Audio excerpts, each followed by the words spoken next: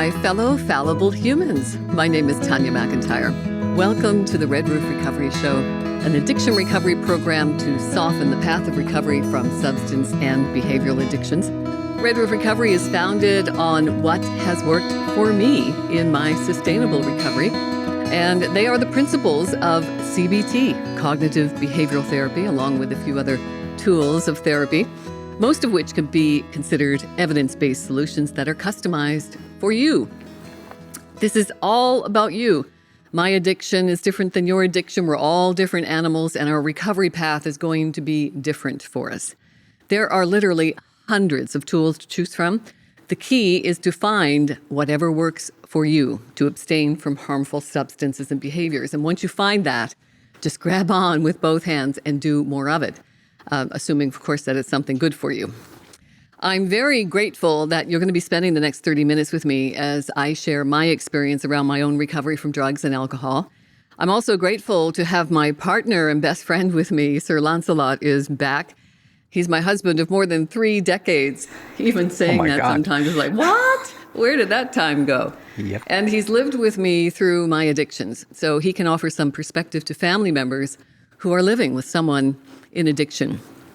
And speaking of that, actually, most of the inquiries that I do get are from family members who are trying to help their loved ones.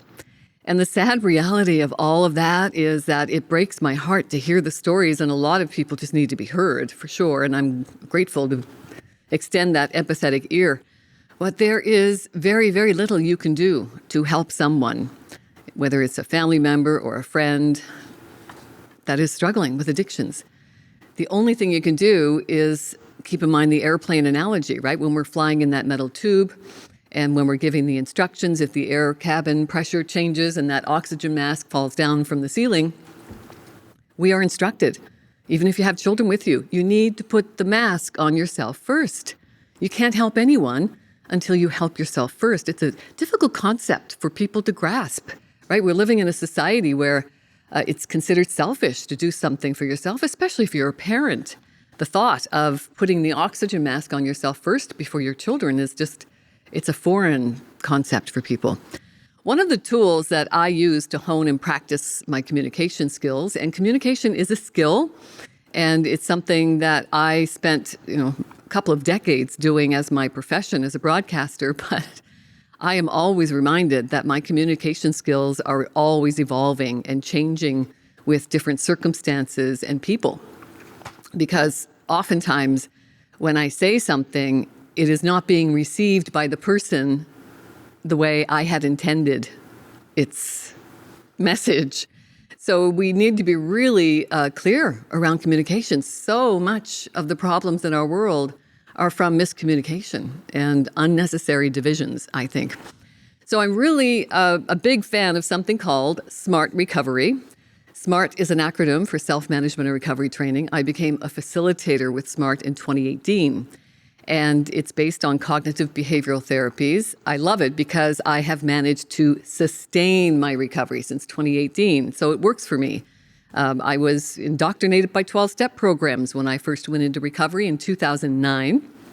And, I'd be fine for a couple of years, but I'd relapse again and again and again every couple of years. And I thought, oh my gosh, I was watching peers in the groups of NA and AA not returning from their relapses. And it frightened me. I thought, well, it's just going to be a matter of time before I don't come back from one of mine. And I wanted to bring something to my community that offered an alternative for people who just weren't grasping, resonating with the 12-step programs. So I really like SMART, Self-Management and Recovery Training. It was founded in 1994 in Mentor, Ohio. It's growing exponentially now across the globe. And they have a division for family and friends. And in that family and friends teachings and tools and techniques of communication is something called PIUS. It's an acronym I share with family members all the time, and I know how much Lance loves acronyms. So We're going to talk about how we use this, perhaps even unconsciously, in our communication because of my training in cognitive behavioral therapy with SMART. So PIUS is an acronym, and if you do want this handy-dandy template, I will email it to you. Just send me an email at redroofrecovery@gmail.com. Because the way we talk to our loved ones sets the tone for how they're going to respond, normally react to what it is we're saying. So if we plan our conversations first around our loved ones, and this is just not for addictions, this is for life. Very much so. When we plan our conversations, especially the difficult, crucial conversations that we need to have with our loved ones, and we discuss why is it so difficult for us to have conversations with our loved ones? Well, it's the most difficult thing to do. I mean, because we care about our loved ones, our friends, our family, our spouses. I mean, it's quite easy to pull up someone on something that they're doing wrong if we don't know them, or if we don't particularly like them. That's fairly easy. But a lot of time, we think that if we point something out, it could hurt their feelings, it could damage the relationship. So there's a trepidation in bringing the subject up. And then a lot of communication now in this digital age is done by texting, which is always a bad idea when heightened emotions are involved. I just ended up estranged from a dear friend for a week because of a ridiculous text exchange that was going on. And it's like, texting, email, any type of electronic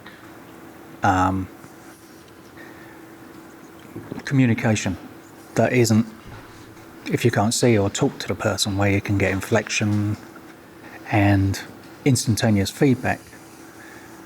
And there's no ramification with, it's a bit like the car analogy. There's no way if you were walking down the street and someone did something that you would scream and shout and blow an air horn at them. But when you sit in your little metal box, everyone does it. They're all, It's because we feel safe and we're disconnected from it. That's what digital communication does. It disconnects you from the other person. Mm-hmm. So people feel empowered. They feel actually they can say anything without any recourse.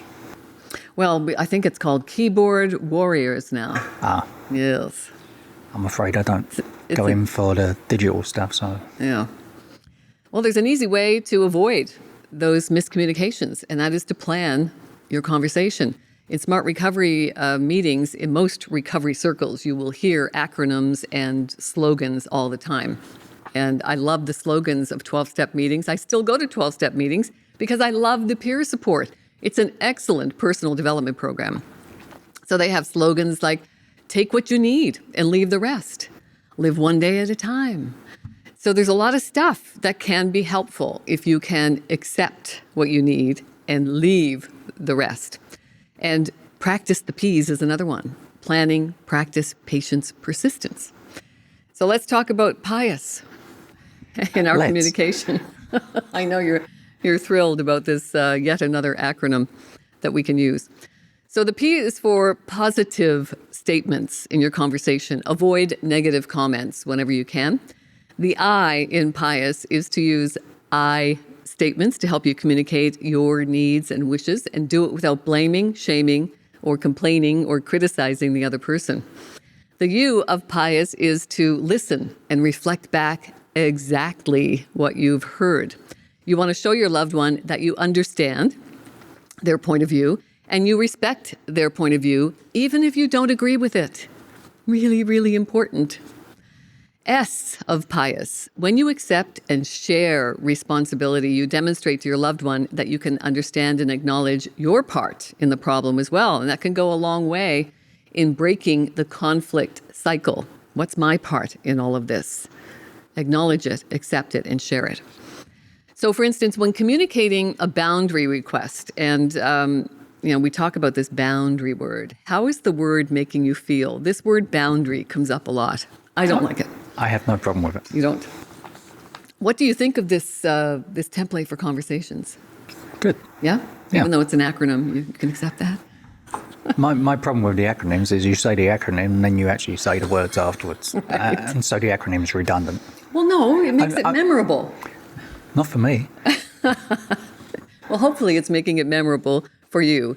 So we want to be positive, using I statements, understanding. We want to express understanding to the other person, share responsibility. So when communicating a mutual respect line, A boundary. Yeah. you can say something like, and decide when you're going to have the conversation is another huge part, right? You don't want to do it while somebody's inebriated.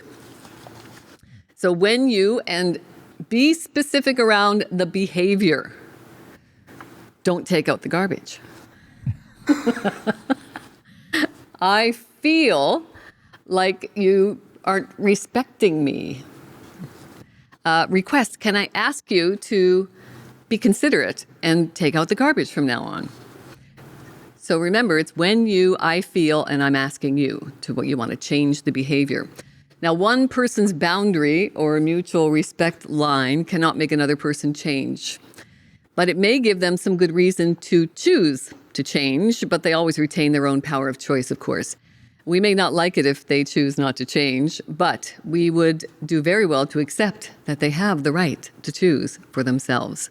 Our power of choice includes our ability to let them know how their behaviors are impacting us. In 12-step programs, I often kind of half-jokingly say that there was a prayer, and it's called the Serenity Prayer in 12-step meetings. And it goes like, God, grant me the serenity to accept the things I cannot change, the courage to change the things I can, and the wisdom to know the difference. And I put a little twist on that when I became involved with SMART. And I say, grant me the serenity to accept the people I cannot change, the courage to change the one I can, and the wisdom to know that it's me. It's the only person we can change. Right. And there's great power in knowing that the only thing we can control in our lives is ourselves. I wonder who said that. So we can stop the damage to the relationship by building this, and even building, right? We don't want to erect a boundary, so to speak. We want to draw a mutual respect line. That's softer. I like that. It's softer, less confrontational, mutual respect Do you line. feel it's more fluid than a... Well, life is Because you fluid, see boundary right? as a fence. Yeah, an ultimatum kind of thing. Yeah, exactly. And how are words making you feel? It's a huge thing. How are they making you feel? How do you think it's being received by the other person? Well, this is why you have to communicate with the person, and they have to communicate to you that they've understood what you've said in a way that because it is fluid. The way we receive information is different. Absolutely. And when you're talking, the problem I think when you're talking to a loved one, as I say, there are certain expectations. You want to make them happy, and that, as in my decision not to go through with the SMART training. Right. Because it wasn't working for me. But it took me several days before the opportunity, and I felt ready to say, it isn't working for me, because there was an expectation from you. You were excited for me. I was very excited for you. And there was an expectation that, this is going to be great. But it just wasn't working for me. No. And it's so important to recognize that it's not working for you and then communicate it. Yeah. But as I say, if I didn't like you, I would have had no problem saying, no, not for me. But because you were excited and you really were looking forward to that whole dialogue about acronyms, and I felt bad that I was going to disappoint you, which is what we do as, enablers with people in their addiction, but also in just normal relationship. Yeah. We don't like those conversations that could potentially make our loved one unhappy, or point out what we feel is a deficit in their life, which could be better. It's a very difficult situation talking to someone you love. Absolutely. And you being a parent, I never had the courage to actually be a parent because it's the most important job in the world. I never felt up to the task. So with you being a parent, now that you are communicating with your adult children, do you find any conflicts arising that you need to step away from and plan the conversation? No, I think as you've pointed out, part of the dynamic between me and my children is I've lived in Canada for 30 years now. So there's a degree of separation, Right. as in the consequences of what one says isn't as immediate. There have been hard conversations, which, estranged one of my daughters and I for several years because she expected something and I didn't agree with what she wanted. Mm-hmm. And we had to, but I feel as they've got older and their life experience has grown, the conversations have got easier. So I'm sure that a lot of your behavior from a child's perspective, especially because you left the country to live with another woman, even though you had been divorced from their mother for a couple of years, I'm sure that behavior would have been construed as selfish. Oh yeah, by my parents as well. Right. So how do you draw the line of mutual respect between selfishness as a parent and self-care? So we were talking about the airplane analogy and a parent's inability to take care of themselves before they take care of their children, even their adult children. It's something that comes up all the time. Is that can you help my adult child with their addiction? No, and neither can you. No. And the thing about leaving the country is the airplane analogy. Being a weekend parent and everything that goes along with that, having no control over the way the kids were being brought up. My ex-wife was with her long-time now husband, who I've got no, although, that's what changed our marriage. Mm-hmm. They've been together and he brought my kids up, and I'm very grateful because he did it very well. Not the same as I would have done. So there was a whole dynamic there. And there comes a point where you've got to say, is this doing me harm? The same way as in any relationship. Is the relationship bringing something to me or taking something away from me? Right. And that's where the cost-benefit analysis comes in very handy. Yes. Yeah. It's another template that I'm happy to mail you if you'd like to have that, where you look at the costs and benefits of continuing something and the costs and benefits of not continuing something. So you can use it not just around addictions, but around any difficult... Yeah. So I had a conversation with my parents because I have a brother with addictions a couple of years ago before they died. And there was a conversation about how it should be handled. He was totally dependent on them. And I said, you need to step away. And the conversation was, well, we can't. And I said, well, they were coming up to 80 years old. I said, I'm afraid you're not going to be around so would it be better to step away now so you do have the ability to give some support, even if it's only moral support? Or do you let it go to the point where you're gone and there is no support and he's got to traverse that? So is it selfish to step away from that? I didn't think so. But a lot of people do. They feel that, saying, this isn't good for me and it's not good for you. Society says it's selfish to step away from it. But is it really? A couple of definitions for selfish and self-care that have come up in recovery circles that I like a lot, actually, to help people kind of extend that bridge to start taking care of themselves first. Selfish is putting your wants above others' needs. Self-care is putting your needs above others' wants. Mm-hmm. I like that. Yeah. And I think once parents hear that, they say, oh yeah, okay. I can embrace that a little. I can get there. But it's it's a different ball game when you're dealing with adult children who are taking advantage of parents and parents who are continuing to enable them. But that happens in relationships as well. Not just addictions, that's for sure. Yeah. Yeah. I mean, I've always said there's always one person in a relationship that makes more concessions than the other. Now, if the one person making the concessions is okay with that, then there's no problem. Right. The problem Guess who that would be in this relationship? However, if people don't communicate when the concession is too much and they let it fester, then that's a recipe for disaster. It is. Then we get into what we've discussed before.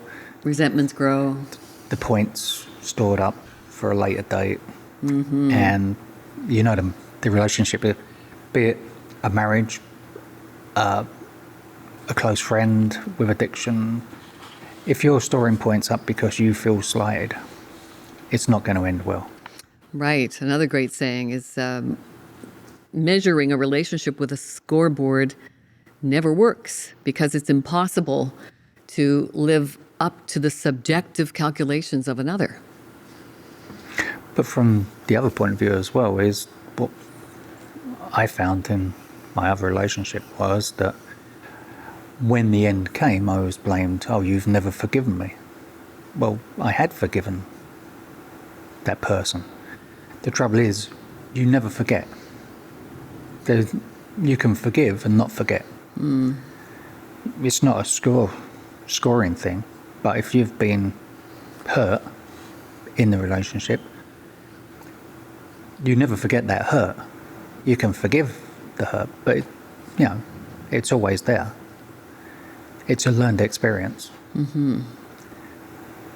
So that's a hard one to get over. Absolutely. When you have been deceived in relationships, it's very difficult to go into the next relationship not carrying the baggage of that hurt and deception and lies and cheating. Yeah. Again, with people in addictions, I mean, I hate to say it, most of your life is a lie. You hide. You don't expose what you're doing to your partner. So when you're in recovery, the family member thinks it's great. But there's always that,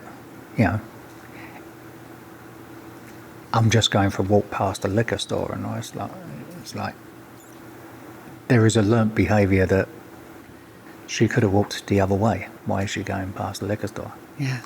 Yeah. So there's always like I say, you don't forget things. You forgive, you move on, but it's very difficult to stop that learned behaviour. Yes. And that's the sad reality, is that the past is going to follow us forever. Even more nowadays with the advent of the internet, because nothing ever gets It never forgotten. goes away. And so that's why acceptance is such a huge part. It has been for my recovery, and not just acceptance of myself, acceptance of others, and acceptance of life as it is, but it's unconditional, right? Yeah. Unconditional. We have to get to the unconditional part. And I often laugh about the French philosopher Jean-Paul Sartre. I'm kind of on the same page with him, that hell is other people. I love the fact that SMART has taken these little snippets of cognitive behavioral therapy, and they've put them into like 3, 4, 5-minute videos, and they're called recovery tips, or tips and tools for recovery that works. So go on to YouTube, look up SMART Recovery, and then go into the playlist, tips and tools for recovery that works. And one of my favorites is unconditional other acceptance, unconditional self-acceptance, unconditional life acceptance, and then the hula hoop. I love the hula hoop metaphor, because the only thing we have control over is that what's in our hula hoop. That's it. My thoughts, my opinions, my body, my mind. But there's Everything else is We There's spend a lot of time in other people's hula hoops, though, don't we? Well, there's the thing, hell is other people, but as we know, especially with addictions, to get better, you need a community. So it's a very fine line between invading someone's hula hoop and being a community of hula hoops. Right. It's living within your own hula hoop and respecting the boundary or the mutual respect line of other people's hula hoops. So if you'd like to get those templates, by all means, email me, redroofrecovery@gmail.com. If you would like to be a guest on the program, email me at redroofrecovery@gmail.com. Lots would really like to have a break. Give me a day off. And if you or someone you know thinks that you might qualify for my unique 1-week residential recovery program in Canada's prettiest town of Goderich, Ontario, then by all means, email me at redroofrecovery@gmail.com. I want to thank my beautiful husband for your continued encouragement and support. Okay. I I've got love nothing you. but time now. Thank you, and I really, really like you too. Oh, that's good. And I want to thank you for being here, spending 30 minutes of your day with us. It's an integral part of my recovery journey to know that you're there and what we actually say sometimes resonates with you. I want to thank Diane. She makes my day. I tell you, she's talk about my avid fan. She says each program is very helpful to me and my personal development and working on vulnerabilities. I need your wisdom and voice. I just love hearing that. If everything I do is just to help one person, then it makes it all worth it. So thank you for being here. It means everything. Some shameless self-promotion, huh? I've written a couple of books. One is called Mindful Wisdom from My Philosopher Dad, Sage Advice from a Single Father. My father was an extraordinary man. He was a single dad back in the 60s, struggling with his own addictions. And I jokingly and lovingly called him Philosopher Dad because thankfully he was an avid reader of Stoicism and lots of ancient wisdom. And he used to spew some philosophy every time I went to him with a problem. So I used to say, "What do you got today, Philosopher Dad?" So this is, he deserves a legacy of greatness, and this was my way of doing that. I had hoped to do it before he died from Alzheimer's. It didn't happen. So that's one, and then during the pandemic, I decided to do number 2. I'm going to probably maybe do a Philosopher Dad series. This one helped me with my own sanity and sobriety through the pandemic, and it's called Daily Wisdom from My Philosopher Dad, Some Inspiration to Guide Your Days, because journaling has been a crucial component of my recovery as well. So I've set this up like a journal. You can go to each day, look at the inspirational message, and then I would like you to contemplate that message and then set your intentions for the day. I find that our words are very powerful. I talk about the power of words all the time and how we're using our language. And then the power of written words is absolutely magical and life transformational. It certainly has been for me in my recovery journey, and I hope it will be for you as well. So they're also available at Finchers in the Square in Canada's prettiest town of Goderich, Ontario. So come for a trip to Goderich and buy my books. You can get them on Amazon.ca as well. Remember to talk to yourself like you talk to your best friends. May the force be with you. And remember, you are the force.